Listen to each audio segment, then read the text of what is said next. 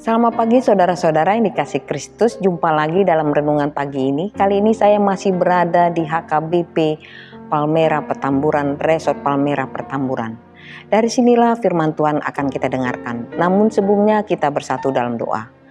Damai sejahtera Allah yang melampaui segala akal, itulah yang akan memelihara hati dan pikiran saudara-saudara dalam Yesus Kristus Tuhan kita. Amin.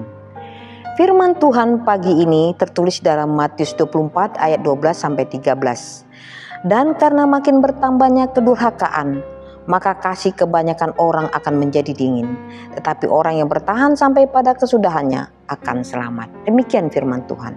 Saudara-saudara yang dikasih Kristus, dalam teks kita hari ini Yesus bernubuat bahwa kasih sebagian besar orang akan menjadi dingin. Matius pasal 24 ini adalah khotbah Yesus di atas Bukit Zaitun. Yesus menceritakan kondisi akhir zaman sebelum kedatangannya kembali. Ia berkata bahwa akan ada Mesias-Mesias palsu yang muncul. Matius 24 ayat 5, peperangan, Matius 24 ayat 6, perselisihan serta bencana alam. Matius 24 ayat 7.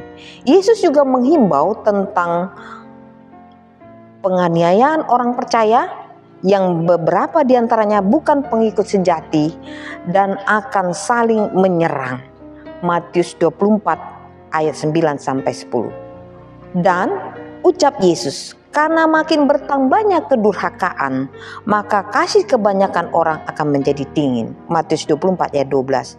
Entah disebabkan oleh pengaruh para guru palsu atau penganiayaan yang hebat dan ketakutan akan kematian, mereka yang imannya tidak asli akan murtad. Kasih mereka pada Allah dan kepada gereja akan menjadi dingin. Saudara-saudara terkasih, orang Kristen sejati, meskipun iman mereka lemah, akan tetap bertahan sampai akhir. Matius 24 ayat 13. Kasih sejati adalah buah daripada Roh Kudus di dalam kehidupan mereka. Galatia 5 ayat 22. Dan kasih mereka tidak akan gagal. Seperti dalam 1 Korintus 13 ayat 7.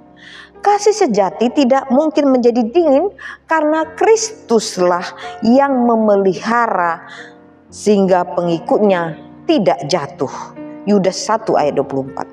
Sebaliknya bagi mereka yang tidak didiami oleh Roh Kudus, kasih mereka miliki akan menjadi semakin dingin.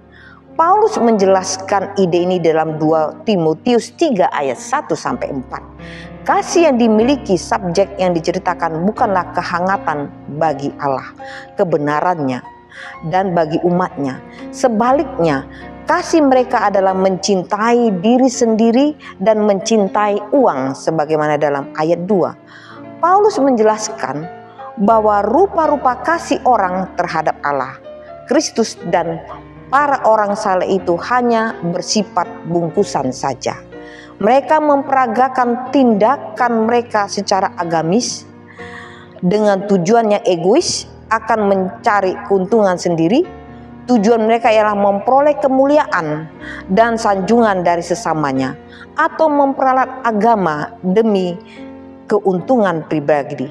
Mereka tidak ingin bekerja demi kemuliaan Allah, kehormatan Kristus, atau kebaikan bersama.